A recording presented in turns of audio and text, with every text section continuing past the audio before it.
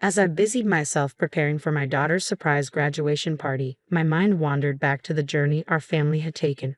Raising 3 kids on my own after the divorce was tough, but those challenges brought us closer and made moments like this feel even more precious. I hummed a cheerful tune while arranging decorations when suddenly, a knock interrupted my thoughts. I briefly considered sending my son Anthony to delay whoever was at the door, but when I opened it, I was taken aback by an unexpected visitor. "Hey there," he greeted, waving casually. His disheveled appearance could easily lead someone to mistake him for a drifter. I froze, momentarily speechless. "Dad?" Anthony's voice snapped me back to reality, and I turned to see my children staring at the man, Mark, with a mixture of shock and disbelief. My daughter, Karen, immediately rejected Anthony's attempt to greet him, insisting that he was no longer part of our family and ushering him back inside. Mark, trying to reclaim his place in our lives, boasted with an arrogance that felt absurd. "I can take care of you all again," he declared, his words hanging in the air like a bad joke. Laughter erupted among us, but it quickly turned into anger as he ranted about not being mocked. "What's all this noise? What's happening?" Another voice chimed in, curious about the commotion outside. Taking a deep breath, I knew it was time to confront my ex-husband decisively.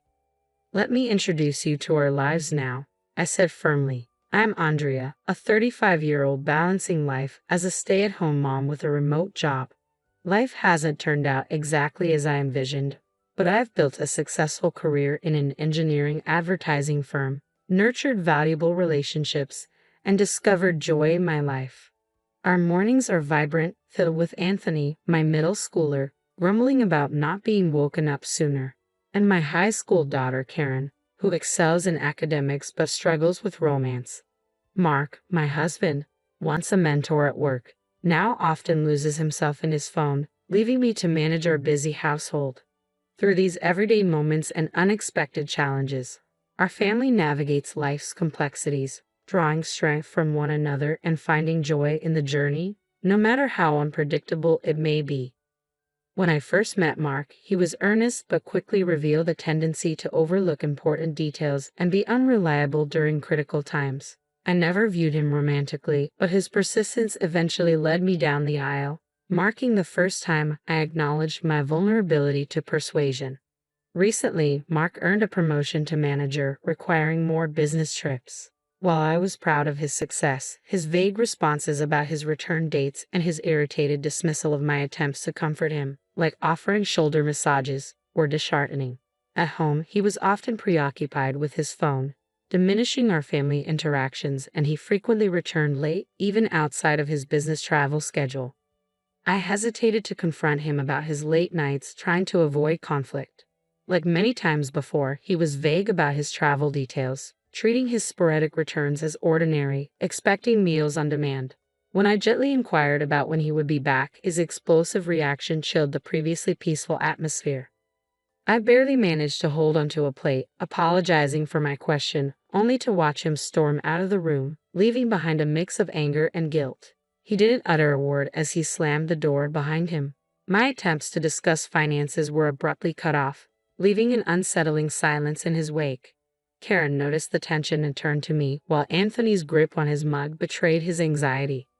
I tried to diffuse the tension, blaming myself for adding to Mark's already overwhelming workload. Karen, ever supportive, reassured me that it wasn't my fault. Her embrace provided a brief moment of solace amidst my swirling emotions. Realizing it was time for school, I urged my children to leave, catching only muffled words from Anthony as he rushed out, leaving a trail of dust behind him. Karen's backward glance was filled with concern, meeting my forced smile, a smile that couldn't hide the lingering unease. After they left, the silence felt as oppressive as a dark, isolated cave, amplifying the echo of Mark's harsh departure. The quiet house, now devoid of its usual morning chaos, seemed to bear the weight of his words, a stark reminder of the growing distance between us. In the face of adversity, I've learned to set aside negative feelings, sometimes even giving myself a little pep talk to stay motivated. With Mark no longer contributing financially, it's up to me to ensure our children have everything they need. Drawing from my past experience, I embarked on a career as a graphic designer. While the income can be unpredictable, my determination to provide for my family drives me forward. I remind myself to stand strong as I finish up the laundry, savoring the beauty of a day marked by a single cloud in the sky, humming tunes from my youth to keep my spirits high. Mark's frequent business trips have become the new normal, with his late-night returns increasingly rare. When I cautiously ask about his late nights, his dismissive responses leave no room for discussion. Our communication has dwindled to brief, cold exchanges, a stark contrast to the partner I once knew. I was momentarily stunned by his indifference as he walked away, but I quickly regained my composure.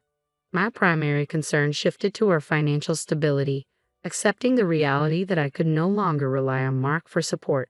I had organized our finances into 4 separate accounts, one for my income as a graphic designer and daily expenses, another for the mortgage payments to Trust Bank, a third reserved for absolute emergencies, and the last for savings.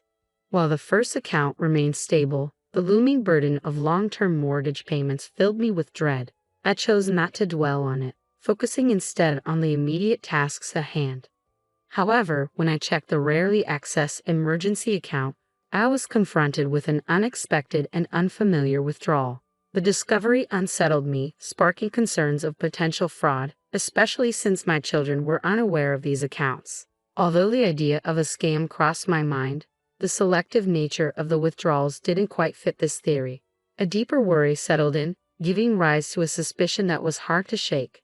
As I grappled with this new financial mystery, I also had to confront the personal toll these stresses were taking on me. My failing eyesight, worsened by presbyopia, reminded me of the fine lines that mark the passage of time, along with the lasting signs of too many nights spent dozing off at my desk. In this moment of reflection, I resolved to stop being so hard on myself. Instead, I chose to face reality head-on, focusing on resolving the financial anomaly and preparing for whatever challenges lay ahead, with or without Mark's support. My determination to protect and provide for my family remained unwavering despite the uncertainties. It felt like a distant dream to expect Mark to come home while the daylight still graced the sky, almost as unlikely as anticipating a sudden hailstorm tomorrow. As I watched the chicken sizzling on the grill, I braced myself for the inevitable critique from Mark about the meal's lack of excitement. Cooking had once offered brief respite from my daily worries, but now those moments were overshadowed by an increasing sense of dread. I had been mulling over how to confront Mark about the mysterious withdrawal from our emergency fund, knowing the kids would usually be sequestered in their rooms until dinner. I thought tonight might finally be the time to broach the subject, but finding the right words felt daunting. Just as I was wrestling with my thoughts, Mark excused himself to the bathroom, leaving me torn between relief at avoiding a difficult discussion and frustration at the missed opportunity. His phone buzzed on the table, displaying a notification from a name I didn't recognize. The temptation to investigate was overwhelming, especially knowing Mark would be occupied for a while. With my heart racing, I edged closer to the table and caught a fleeting glimpse of the message, but just then, footsteps interrupted me. I hastily returned the phone to its spot as my son Anthony asked about dinner. Almost ready, I reassured him, my mind racing with the realization that tonight's dinner complaints might extend beyond the culinary. Later, with the house enveloped in silence and my family asleep, I couldn't shake the urge to delve deeper into the mystery of that message. Driven by a mix of duty and apprehension, I tiptoed out of my room, motivated by the need to uncover the truth. Mark's steady snoring confirmed he was deep in slumber, thanks in part to the beer I'd encouraged him to have with dinner. Navigating the dimly lit hallway, I approached Mark's room, the air thick with the scent of alcohol. I pressed on, determined not to let the unpleasant smell deter me. Reaching his bedside, I eyed the phone, its cable a lifeline from the outlet. I knew unplugging it would awaken the screen, potentially revealing more than I was prepared for, yet my need for answers guided my trembling hands. In the quiet of the night, with my heart heavy and hands shaking, I carefully disconnected Mark's phone from its charger. Pressing it to my chest, I made sure it remained dark as I tiptoed back to my sanctuary, my room. Tears I hadn't realized were threatening spilled over, and I gently wiped them away with my pajama sleeve. Turning on the phone, a flood of emotions washed over me as I searched for the messages that had haunted my thoughts. The conversation with Bruce was worse than I had feared. Plans for future trips. Casual mentions of using my savings, a betrayal that cut deep. Reading their exchange, a chilling calm settled over me. Their words, filled with plans and stolen moments captured in photographs, made my previous worries seem almost naive. I returned Mark's phone to its charging cable beside him, moving silently and deliberately. The next morning, as I prepared breakfast, an unusual smoothness washed over me. Mark appeared disheveled, completely unaware of the storm brewing inside me. My greeting was icy, a sharp contrast to the warmth of the rising sun. When he casually asked about breakfast, I seized the moment to confront him about his actions and the existence of Bruce. The confrontation escalated quickly, morphing from disbelief to anger. When I declared my intention to divorce him, he responded with a plate thrown in fury, shattering behind me. Mark's behavior marked the end of any semblance of civility. My children were caught in the crossfire, witnessing the aftermath of his rage. Karen's quick thinking to record the confrontation and Anthony's silent readiness with a baseball bat underscored the seriousness of the situation. Despite the tension, I urged caution, fearing for their safety. The overwhelming events of the day took a toll on me professionally, leading me to request an extension for the first time. When Mark returned home, he nonchalantly placed the divorce papers on the table, his actions final and devoid of any warmth that once existed between us. My children's support for the divorce, evident in their readiness to protect and stand by me, offered a small comfort in the face of such profound betrayal and upheaval. This painful chapter, marked by confrontation and the stark reality of divorce, underscored our family's resilience and unity. Despite the fear and uncertainty, the strength to move forward came from the support we found in each other, ready to face a new beginning, however daunting it might seem. The decision to divorce felt like stepping into uncharted waters. I was apprehensive and unsure if I could shoulder the financial responsibilities alone. However, after opening up to Karen and Anthony about my concerns, we found unity in our resolve. Karen offered to contribute her part-time job earnings, while Anthony volunteered to take on more household duties. Accepting their help wasn't easy, but it became our path forward together. 2 weeks after our heartfelt family discussion, the absence of Mark brought a surprising sense of relief. My worries lingered, yet the atmosphere at home became lighter and more bearable. With legal advice, we finalized the divorce, stepping into a new chapter that, despite its challenges, felt refreshingly hopeful. 2 years later, the journey hadn't been easy. Karen balanced her studies with work, a sacrifice that kept us afloat despite my protests. When her exam results didn't meet our expectations, I felt the weight of guilt heavy on my shoulders. Yet she stood firm, owning her decisions with a maturity beyond her years. Meanwhile, Anthony's adeptness in managing household chores significantly lightened the load, although it wasn't without its moments of familial tension, particularly over laundry duties. Reflecting on these 2 years, it's clear that life after divorce tested us in ways we hadn't anticipated. Yet together, we navigated through the toughest times, preparing a special dinner to celebrate Karen's acceptance into medical school. I'm filled with pride and gratitude. This celebration signifies more than just Karen's academic achievement. It's a tribute to our collective resilience and the support we offer one another. As I set up for our small party, the unexpected arrival of Mark disrupts the preparations. His disheveled appearance and mismatched clothes catch me off guard. My children's reaction, a mix of rejection and astonishment, underscores the distance and changes that have shaped our lives. Mark's attempt to reinsert himself into our lives is met with disbelief and laughter from us, highlighting the absurdity of his expectations. His presence serves as a stark reminder of the journey we've embarked on since our separation.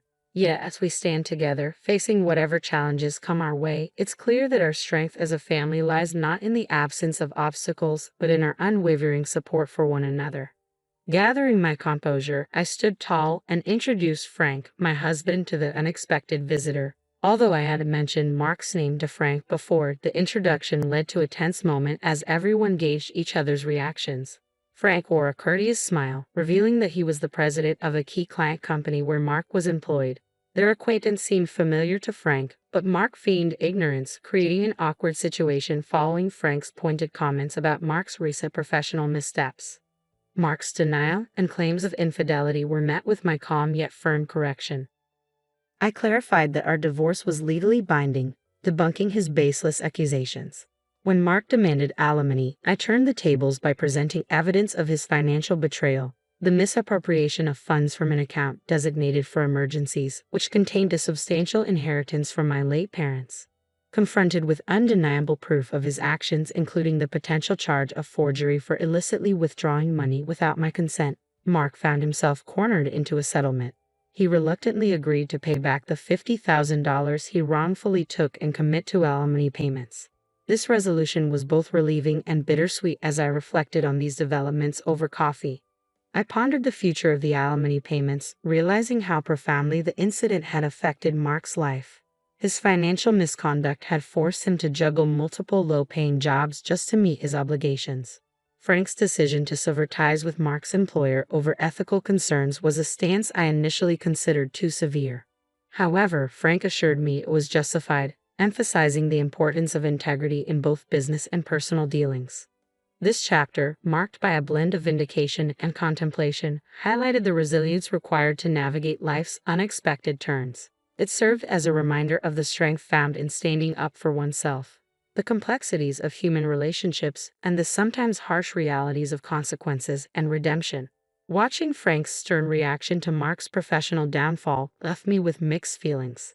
Mark's life had taken a steep dive after losing a major client and subsequently his job. Now, struggling to stay afloat financially, he looked worn, his days of prosperity becoming a distant memory. Mark's sarcastic inquiry about Bruce only added to the grim picture, revealing that she had departed after accumulating the hefty debt for which Mark, as the guarantor, was left to bear alongside the alimony payments to me. Despite everything, I found myself feeling a pang of sympathy for Mark, even as he inquired about our children. Karen's success in medical school and the adversities she faced, alongside Anthony's newfound determination to specialize in legal matters, particularly infidelity, painted a picture of resilience and growth born from hardship. Mark's remark about my marriage to Frank, suggesting a begrudging gratitude, brought back memories tinged with both fondness and regret. His old habit of touching his ear when embarrassed reminded me of simpler times before life's complexities unfolded. The encounter ended with a polite gesture as Mark offered to pay his share, but I handled the bill swiftly, leaving no room for debate. As we parted ways, thoughts of my upcoming doctor's appointment and the news of expecting Frank's child filled me with anticipation. Karen and Anthony's reactions to the pregnancy news, a blend of shock, concern, and eventual support, highlighted the ever-present bond and care within our family. Frank's suggestion to take a break from freelancing during the pregnancy was met with my desire to continue working, leading to a compromise reached through a mix of determination and negotiation.